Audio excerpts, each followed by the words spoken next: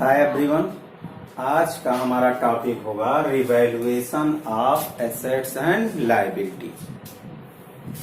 तो इस टॉपिक के अंतर्गत हम लोग रिवैल्यूएशन अकाउंट के बारे में जानेंगे। रिवैल्यूएशन अकाउंट क्यों बनाया जाता है, कब बनाया जाता है, इसको जानेंगे। तो हम लोग पढ़ रहे हैं एडमिशन ऑफ अ पार्टनर। तो एडमिशन ऑफ अ पार्टनर के अंतर्गत जब कोई नया पार्टनर फर्म में आता है, इसका मतलब ये हो गया कि पार्टनरशिप फर्म ऑलरेडी पहले से ही एग्जिस्ट है। दो या दो से अधिक व्यक्ति मिलकर के पार्टनरशिप फर्म को चला रहे हैं। एक नया पार्टनर पार्टनरशिप फर्म में प्रवेश कर रहा है। तो जब दो या दो से अधिक व्यक्ति मिलकर के पार्टनरशिप फर्म को चला रहे होते हैं, तो डेफिनेटली आज से पहले जिस दिन वो एडमिट होता है उससे पहले का उनका ट्रेडिंग पीएल और बैलेंस शीट बनता होगा। यानी कि सपोज दैट मान लीजिए 2020 में अगर हम एडमिशन लेते हैं किसी पार्टनर को, तो 2019 तक 2019 तक उनका ओल्ड पार्टनरशिप फर्म का ओल्ड बैलेंस शीट होगा, ओल्ड ट्रेडिंग अकाउंट होगी, old profit and loss account होगा। तो trading and profit and loss account में हम केवल एक्सपेंसेस और इनकम के आइटम को दिखाते हैं जो हर एक साल होता है और उसी साल होता है, उसके बाद वो समाप्त हो जाता है, उसका कोई बैलेंस नहीं बचता है। तो इसलिए जो एक्सपेंसेस है उनका रिवैल्यूएशन करने का कोई मतलब नहीं होता है। अब बात आ जाता है हमारे बैलेंस शीट का। तो बैलेंस शीट में दो आइटम्स दिखाए जाते हैं। एक साइड में लायबिलिटीज दिखाई जाती है लेफ्ट साइड में, और राइट साइड में एसेट्स दिखाया जाता है। तो लायबिलिटीज और एसेट्स के बैलेंस बचते हैं। जैसे कोई मैंने मशीनरी खरीद लिया, एक एसेट्स है हमारा, ये मशीनरी हमारी एक ही साल नहीं 2, 3, 4, 5 साल 10 साल तक चलती है। तो यानी कि 2018 में अगर कोई मशीनरी खरीदी गई होगी तो उस मशीनरी का बैलेंस 2019 में आया होगा, और वही वो फिर उसका कुछ बैलेंस 2020 में आएगा, और जबकि 2020 में हम किसी को एडमिट कर रहे हैं। क्लियर हो गया? यानी एसेट्स का बैलेंस आता है, उसी प्रकार लायबिलिटीज के भी बैलेंस आते हैं। कैपिटल हो गया, बैंक लोन है अगर नहीं पेमेंट हुआ है तो उसके बैलेंस आ जाते हैं। क्रेडिटर हैं जिनका पेमेंट नहीं हुआ है उनके बैलेंस आ जाते हैं। तो इनके बैलेंस जो पिछले साल सीडी होता है वही इस साल आकर के बीडी होता है। क्लियर हो गया?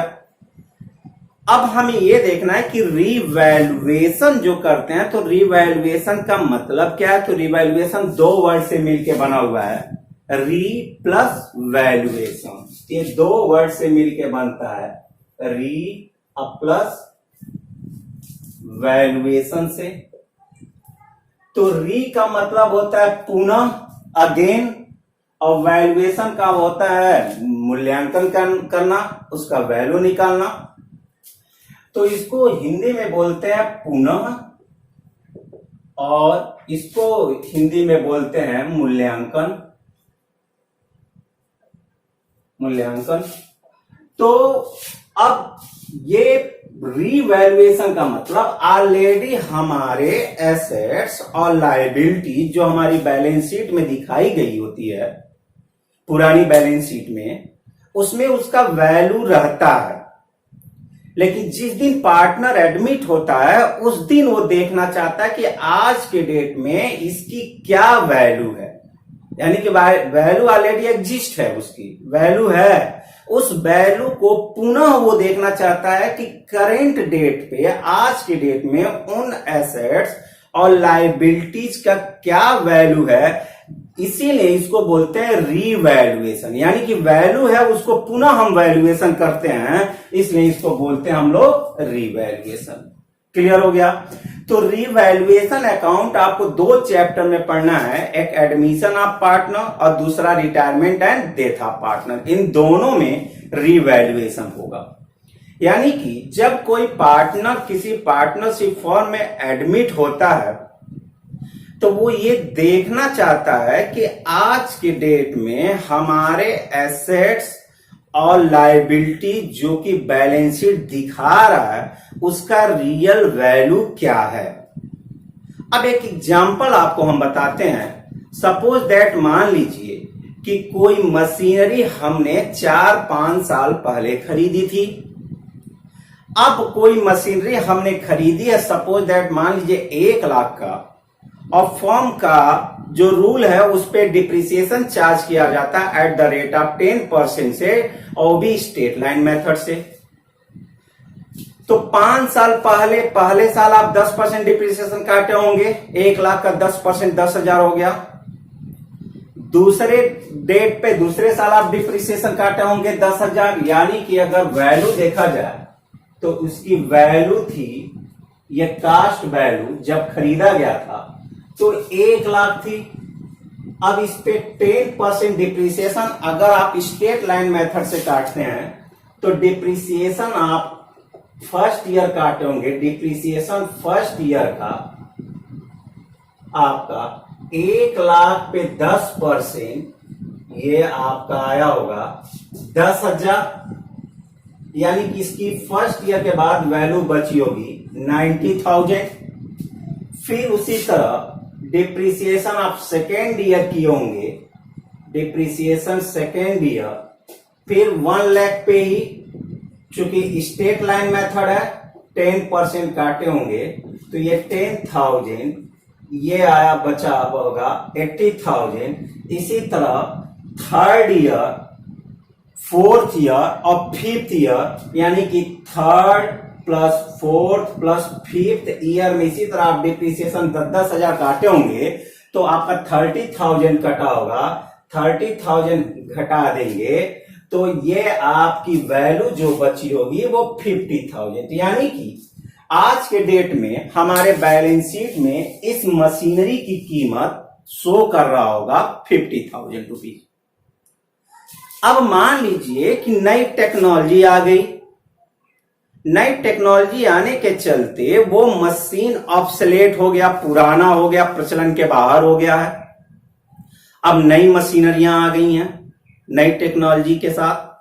तो जब नई मशीनरी आ जाती है तो ऐसे दशा में जो मशीन पुरानी होती है, जो पुरानी टेक्नोलॉजी की होती है, उसका मूल्य बहुत तेजी से नीचे गिर जाता है।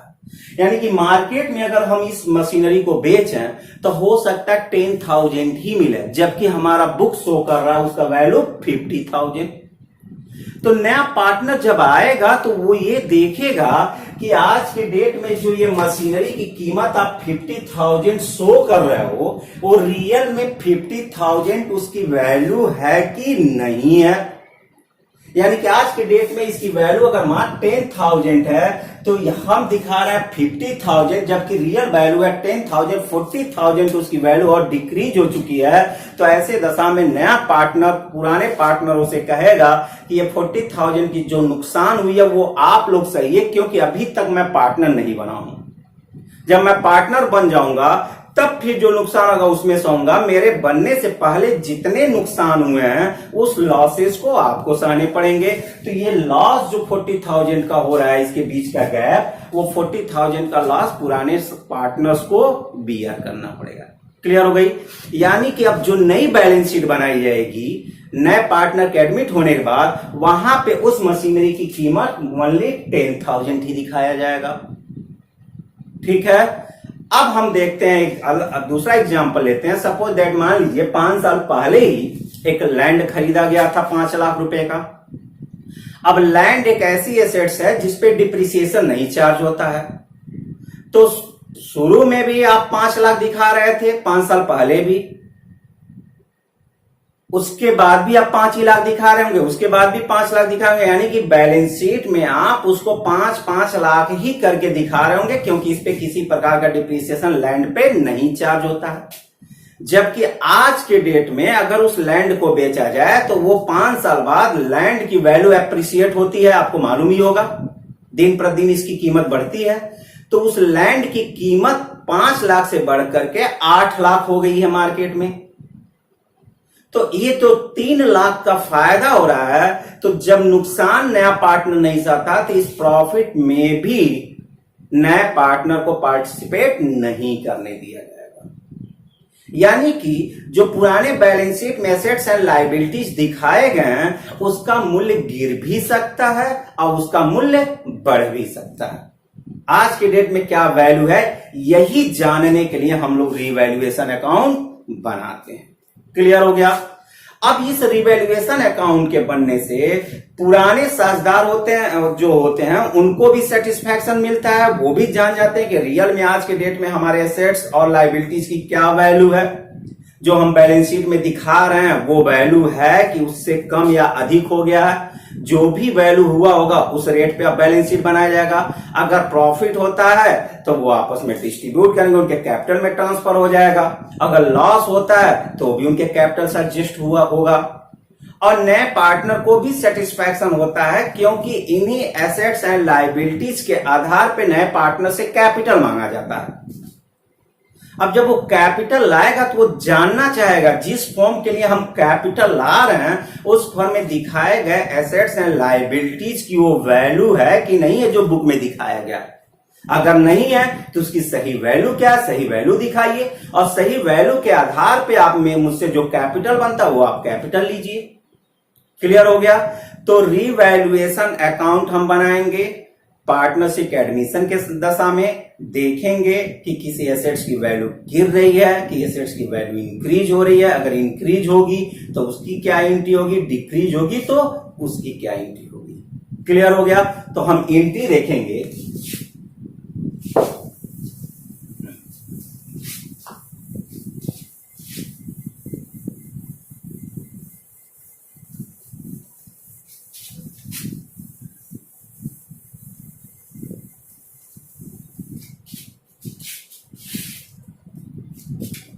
Journal entries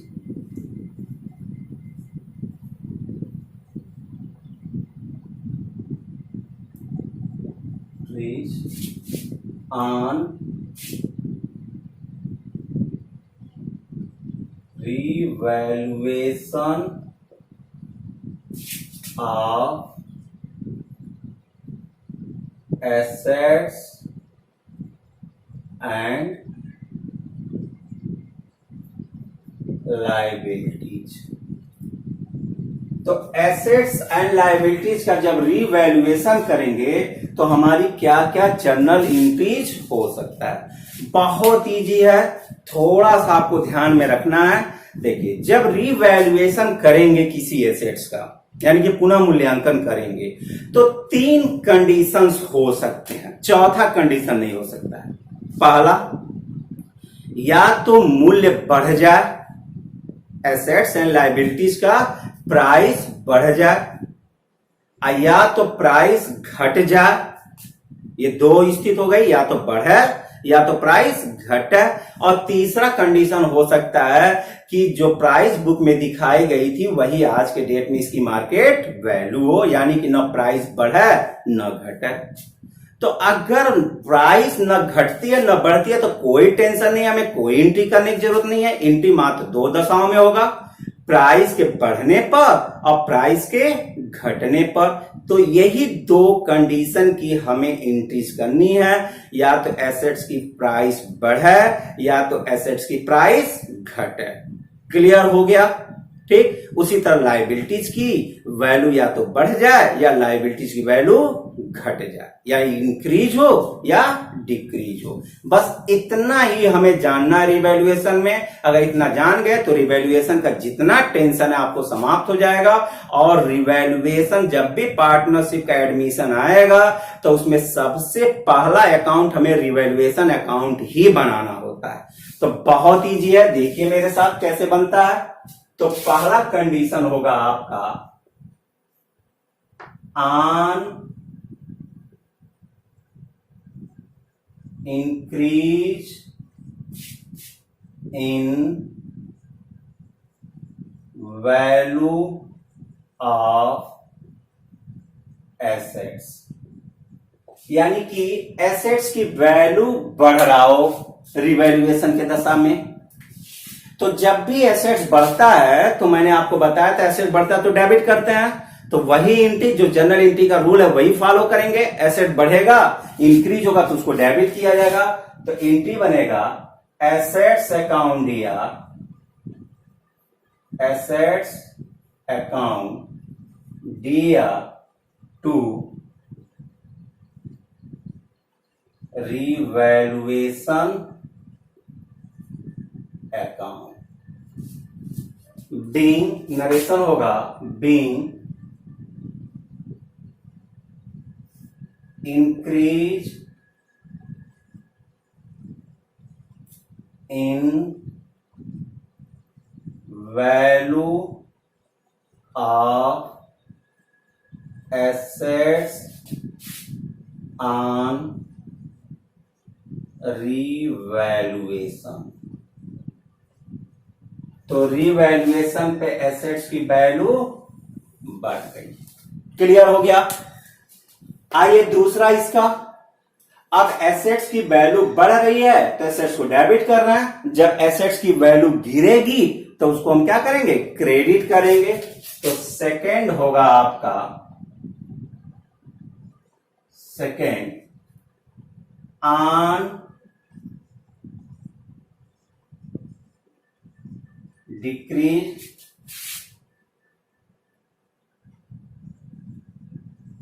in the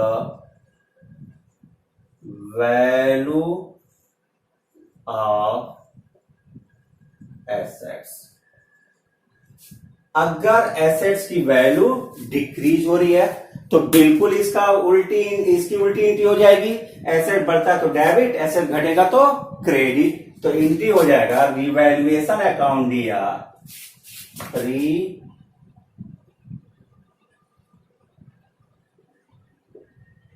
revaluation account दिया टू एसेट्स अकाउंट। नरेशन इसका being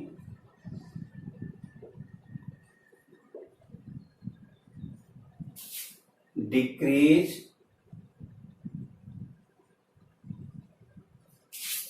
in value of assets on revaluation. तो जब एसेट्स की वैल्यू डिक्रीज हुई तो ये एंट्री हो जाएगा। थर्ड एंट्री रियल में यही एंट्री है। कभी कभी कोई एसेट्स हमारे फॉर्म के बुक में नहीं शो रहती है जबकि वो एसेट्स हमारे फॉर्म में एग्जिस्ट है। यानी कि कोई एसेट्स हमने खरीदा या एसेट्स किसी पार्टनर ने दिया या अन्य मेरे पास एसेट्स हैं जो ऑब्सोलेट हो चुके हैं, फॉर्म के बुक से हम बाहर निकाल चुके हैं, लेकिन उसकी वैल्यू है, आज भी वो हमारे फॉर्म में है और उसकी वैल्यू है। यानी कि हमारे पास कोई ऐसी एसेट्स है जो रिकॉर्ड नहीं किया गया बुक में। क्लियर? तो उसको हम रिकॉर्ड कर देंगे। तो फॉर थर्ड हो जाएगा ऑन या for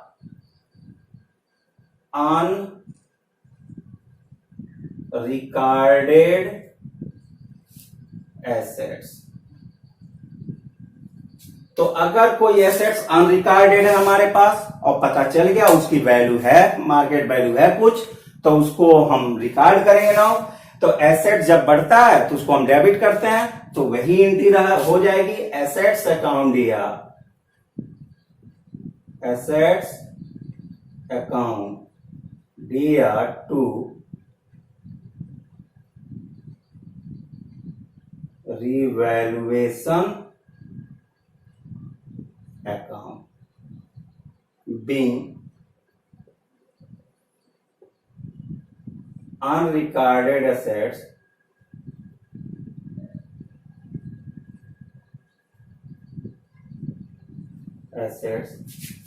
now recorded।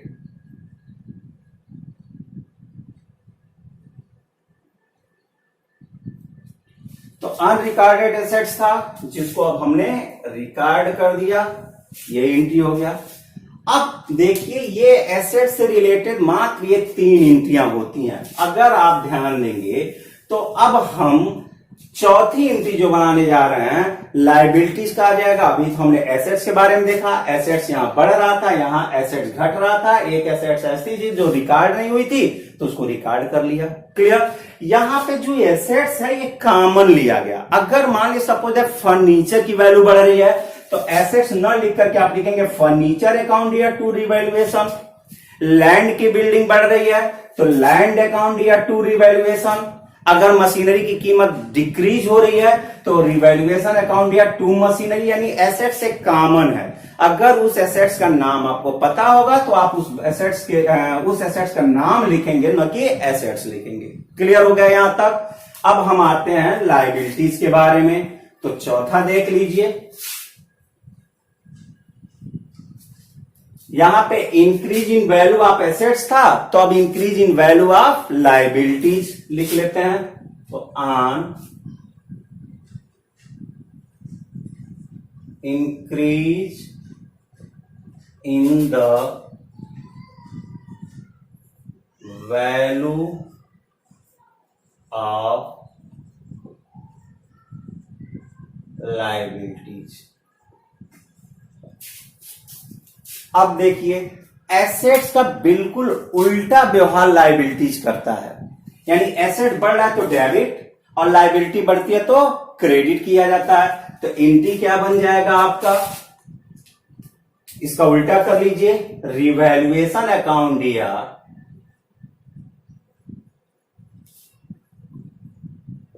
Revaluation account दिया टू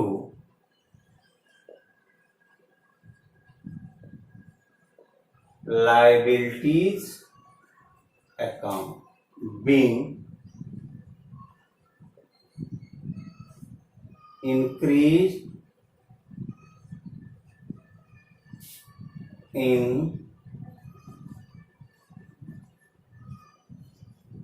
liabilities on revaluation। तो लाइबिलिटी इंक्रीज हुई, बिल्कुल इसका उल्टा जा रहा है। अब on increase in value of assets था तो on increase in value of liability लेंगे। तो फिफ्थ हो जाएगा आपका on increase in the, sorry increase नहीं है डिक्रीज होगा, decrease in the value of liabilities। Liabilities की वैल्यू आप गिराइए आप। तो जब लाइबिलिटी बढ़ रही है तो क्रेडिट, और जब घटेगी तो क्या हो जाएगा, डेबिट, यानी इसका उल्टा एंट्री हो जाएगा। तो एंट्री बनेगा लाइबिलिटीज अकाउंट या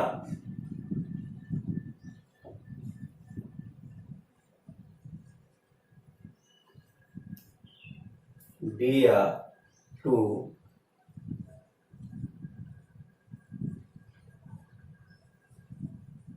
revaluation account, narration being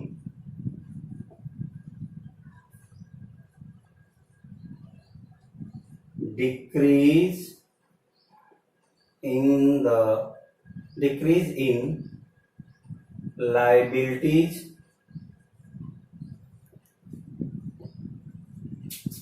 on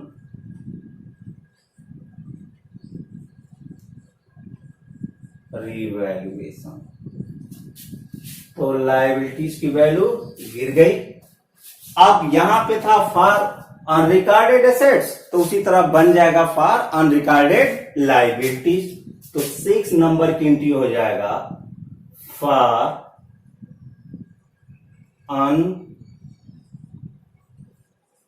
unrecorded liabilities.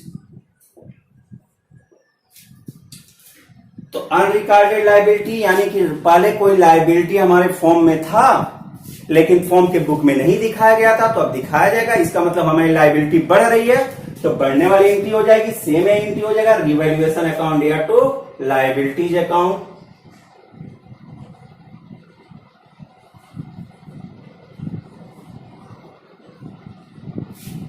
account दिया to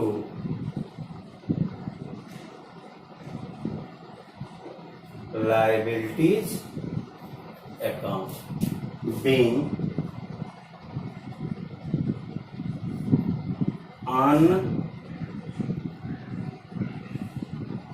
unrecorded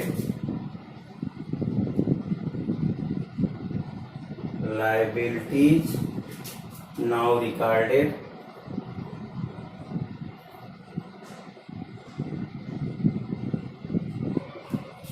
अब उसको हमने रिकॉर्ड कर लिया। क्लियर हो गया। तो ये कंडीशन आपके बनते हैं, बहुत इजी है। एक आपको याद रखना है एसेट्स का, अगर एसेट बढ़ेगा तो डेबिट, लायबिलिटी बढ़ेगी तो क्रेडिट, अपोजिट में आप रिवैल्यूएशन लिख लेंगे। यानी एसेट बढ़ेगा तो एसेट्स अकाउंट दिया टू रिवैल्यूएशन, लायबिलिटी बढ़ेगा तो लायबिलिटी को क्रेडिट करेंगे, रिवैल्यूएशन को डेबिट कर लेंगे। इसका उल्टा ये हो जाएगा, इसका उल्टा ये हो जाएगा, और जो बढ़ रहा है सेम वही अनरिकॉर्डेड की एंट्री हो जाती है। तो पूरा उम्मीद करता हूं जर्नल एंट्री में आपको कोई प्रॉब्लम नहीं आएगी, बिल्कुल इजी है।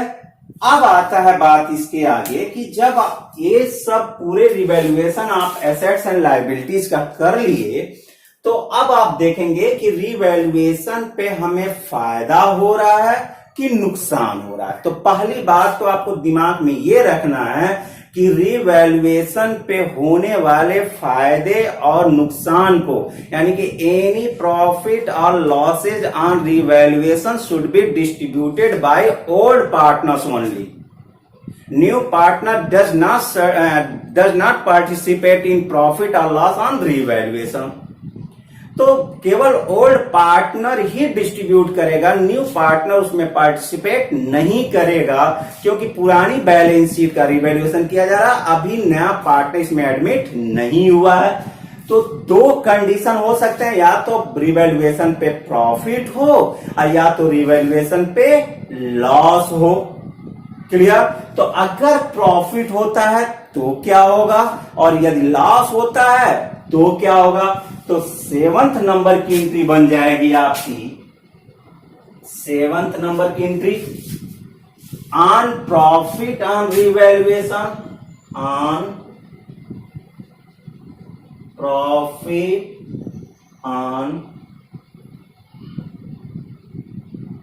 रिवैल्यूएशन, यानी कि रिवैल्यूएशन पर प्रॉफिट हो रहा है। तो प्रॉफिट हो रहा है, तो प्रॉफिट होने पे पार्टनर आपस में बांटेंगे ओल्ड पार्टनर, तो ओल्ड पार्टनर्स की कैपिटल क्रेडिट होगी, क्योंकि पार्टनर्स जब प्रॉफिट होता है तो उसको पार्टनर्स के कैपिटल को क्रेडिट किया जाता है। तो एंट्री बनेगा रिवैल्यूएशन अकाउंट दिया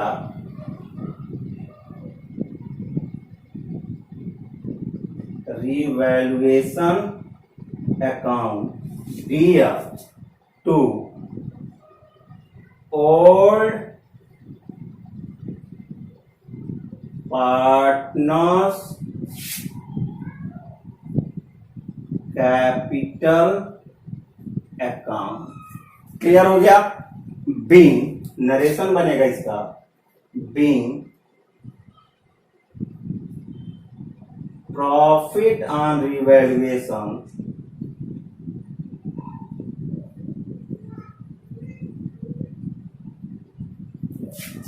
ट्रांसफर टू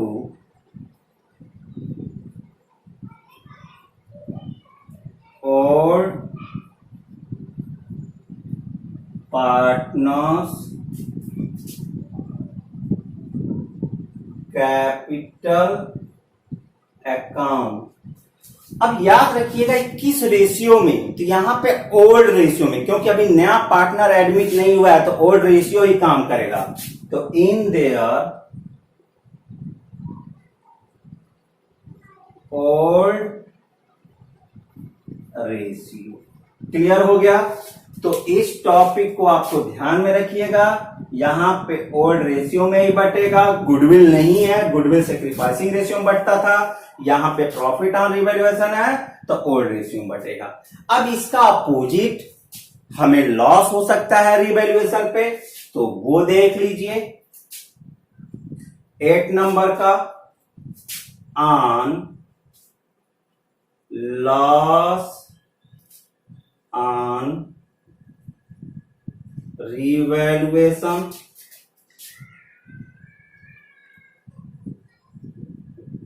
अगर लॉस होता है तो जब लॉस होगा तो बिल्कुल इसका उल्टा हो जाएगा। प्रॉफिट होने पे ओल्ड पार्टनर्स कैपिटल क्रेडिट किया जाता है, लॉस होने पे ओल्ड पार्टनर्स कैपिटल को क्या करेंगे, डेबिट कर देंगे। यानी एंट्री बनेगा old partners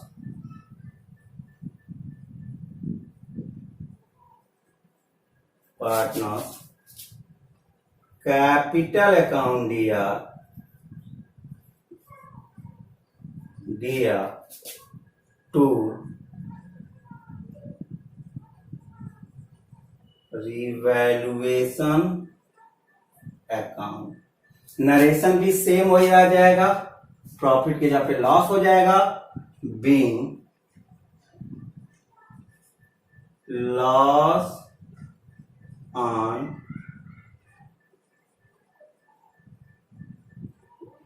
revaluation transfer to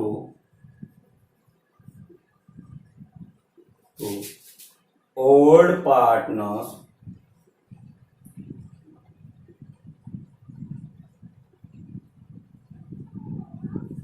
capital account in their old profit sharing ratio. Clear हो गया? ये भी ओल्ड प्रॉफिट शेयरिंग रेशियो में उनका बटेगा। तो यहां तक रिवैल्यूएशन से रिलेटेड मात्र ये 8 एंट्रियां ही होती हैं। ये दोनों एंट्री जो है, ये अगर आप नहीं भी पास करते हैं, जब रिवैल्यूएशन अकाउंट बनाएंगे तो ऑटोमेटिकली ये प्लेस ले लेगा। क्लियर हो गया? अब हम ये देखेंगे कि कैसे रिवैल्यूएशन अकाउंट बनता है। तो अब हम लोग बनाएंगे रिवैल्यूएशन अकाउंट।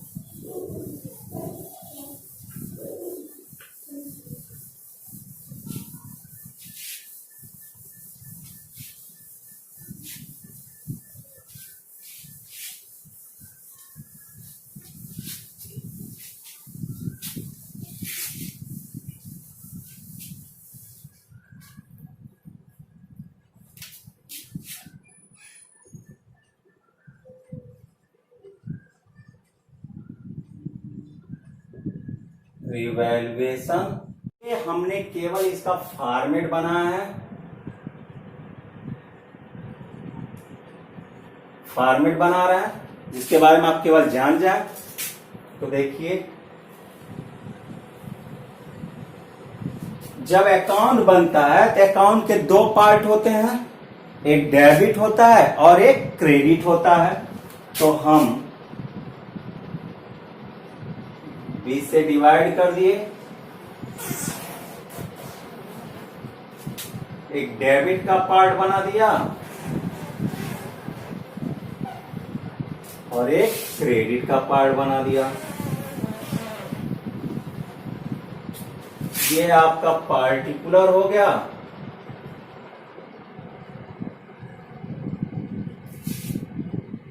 अमाउंट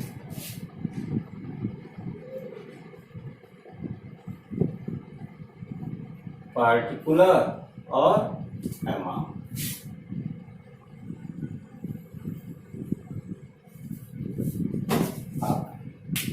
अब हमें ये देखना है कि जब एसेट्स हमारा बढ़ रहा है तो हम इनकी क्या बना रहे थे, एसेट्स अकाउंट या टू रिवैल्यूएशन। क्लियर हो गया? एसेट्स को डेबिट कर रहे थे और रिवैल्यूएशन क्रेडिट हो रहा था। तो रिवैल्यूएशन क्रेडिट हो रहा है तो ये रिवैल्यूएशन के क्रेडिट साइड में जाएंगे, क्रेडिट साइड होता है, ये डेबिट साइड होता है। तो रिवैल्यूएशन क्रेडिट हो रहा था, क्रेडिट साइड में जाएंगे और यहां पे लिखेंगे बाई जो भी एसेट्स होगा उस एसेट्स का नाम, तो बाई एसेट्स अकाउंट। लेकिन ये कब लिखेंगे, जब इंक्रीज होगा तब। तो ऑन इंक्रीज ऑफ एसेट्स, जब एसेट्स इंक्रीज होगा इस साइड आ जाएगा। क्लियर हो गया। जब एसेट डिक्रीज होता है तो हम इंटी बनाते हैं revaluation account dear to assets, तो यानी रिवैल्यूएशन डेबिट हो रहा है तो डेबिट साइड में आ जाएंगे, टू लिखेंगे यहां पे एसेट्स। अब मैंने बताया था एसेट्स का अगर नाम मालूम होगा तो नाम लिखेंगे एसेट्स अकाउंट, लेकिन ये कब होगा, on decrease of assets, on decrease of assets. जब एसेट डिक्रीज होगा इस साइड लाएंगे। क्लियर हो गया। उसी तरह जब अनरिकॉर्डेड एसेट्स था तो हमने एंट्री किया था assets account dear to revaluation, यानी रिवैल्यूएशन क्रेडिट हो रहा था तो क्रेडिट साइड में जाएंगे तो लिखेंगे बाय, जो भी एसेट्स होगा उस एसेट्स का नाम लिखेंगे एसेट्स अकाउंट, ये for unrecorded assets, for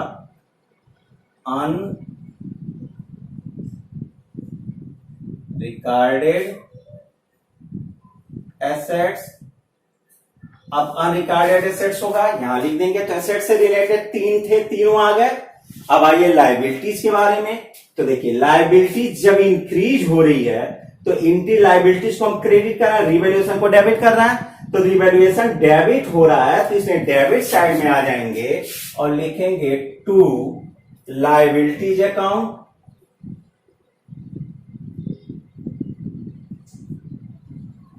liabilities account.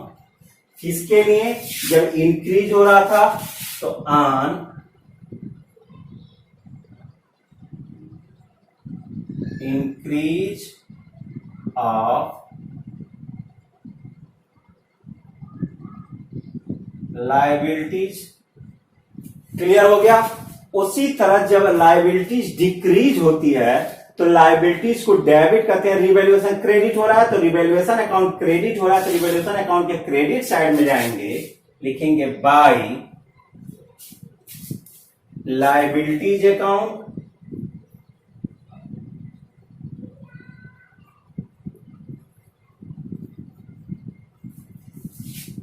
For या ऑन डिक्रीज इन लायबिलिटी।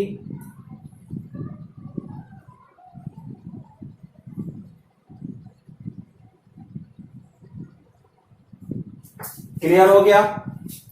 उसी तरह रिवैल्यूएशन में जब लायबिलिटी अनरिकॉर्डेड होती थी तो उसके लिए आप रिवैल्यूएशन अकाउंट या टू लायबिलिटी लिखते थे अनरिकॉर्डेड के लिए, यानी रिवैल्यूएशन डेबिट हो रहा है तो डेबिट साइड में जाएंगे और टू डालेंगे लायबिलिटीज अकाउंट,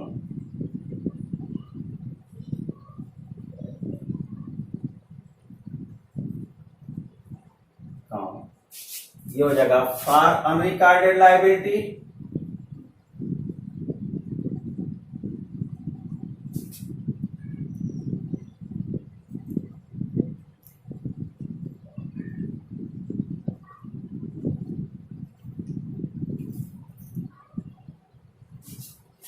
ये हो गया आपका, तो तीन एसेट्स के और तीन लायबिलिटीज के। अब आपको क्या करना है, जो छठवें और सातवें एंट्री जो करने हैं, देखिएगा एसेट बढ़ेगा तो हमारा फायदा होगा और हमारी लायबिलिटी बढ़ेगी तो भी हमारा फायदा होगा, इसलिए दोनों सॉरी, जब एसेट बढ़ेगा तो हमारा फायदा होगा और लायबिलिटीज घटेगी तो हमारा फायदा होगा, यानी कि एसेट्स का बढ़ना और लायबिलिटी का घटना ये दोनों मेरे लिए फायदेमंद है, दोनों क्रेडिट साइड में। एसेट्स का घटना और लायबिलिटी का बढ़ना ये दोनों मेरे लिए नुकसानदायक हैं, दोनों डेबिट साइड में। क्लियर हो गया। अब आप क्या करेंगे, इनको जोड़ेंगे, जिधर का जोड़ ज्यादा है, सपोज दैट मान लीजिए क्रेडिट साइड का सम जो है वो ज्यादा है डेबिट साइड के सम से, ये तीन के सम इन तीन के सम से ज्यादा है, तो अगर क्रेडिट का ज्यादा होगा वही यहां लिखेंगे और यही बैलेंस उठा के आप इस साइड में ले आएंगे। अब बैलेंस यहां खाएगा, क्लियर? तो ये बैलेंस यहां लिखेंगे और इसको ट्रांसफर हम कर दे रहे हैं, जो प्रॉफिट होगा उसको पार्टनर्स कैपिटल में, ठीक? तो यहां पे आप लिख देंगे to profit on revaluation, profit on revaluation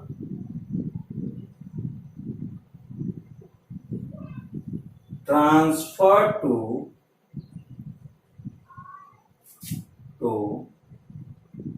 partners capital account. अगर सपोज दैट मानिए दो पार्टनर ए और बी, तो ये ए में और ये बी में, यहां ट्रांसफर हो जाएगा, इन दोनों का सम यहां आ जाएगा। क्लियर हो गया? लेकिन ये कब होगा? जब रिवैल्यूएशन पे प्रॉफिट होगा, यानी कि ये तब होगा इफ प्रॉफिट, अगर प्रॉफिट होगा तब। इसका उल्टा हो सकता है कि प्रॉफिट न हो, लॉस हो रहा हो, यानी कि ये तब नहीं आएगा। इन तीन को, इनका और इनका, इन तीनों का सम यहां लिखेंगे, फिर ये चीज नहीं आएगी, तो ये लिखेंगे, वही चीज यहां लिखेंगे। अब इन तीनों का सम, इसका सम जोड़ करके जब इससे घटाएंगे तो हमारा लॉस आ जाएगा। तो जब लॉस आएगा तो इधर आ जाएगा आपका, यही चीज आ जाएगा by loss on revaluation transfer to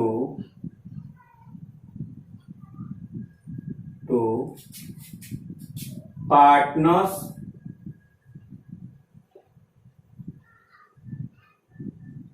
capital account. Clear? अगर दो पार्टनर हैं तो ए और बी, ए में और बी में, ये यहां आ जाएगा। लेकिन फिर वही ध्यान रखना है कि अगर यहां पे लॉस होगा तब, इफ लॉस। क्लियर हो गया? तो अगर प्रॉफिट होगा तो लॉस नहीं होगा, लॉस होगा तो प्रॉफिट नहीं होगा। इतना ही होता है आपका रिवैल्यूएशन अकाउंट। पूरा उम्मीद करता हूं कि आपको पूरी तरह से समझ में आ गया होगा। बिल्कुल याद नहीं रखना है, कुछ भी याद करने वाली चीज ही नहीं है इसमें। बस इतने ही याद रखना है कि एसेट्स बढ़ता है तो डेबिट और लायबिलिटी बढ़ती है तो क्रेडिट। क्लियर? फिर भी कोई प्रॉब्लम हो गया तो फिर वही आप मुझे कमेंट कर दीजिएगा। Okay, thank you.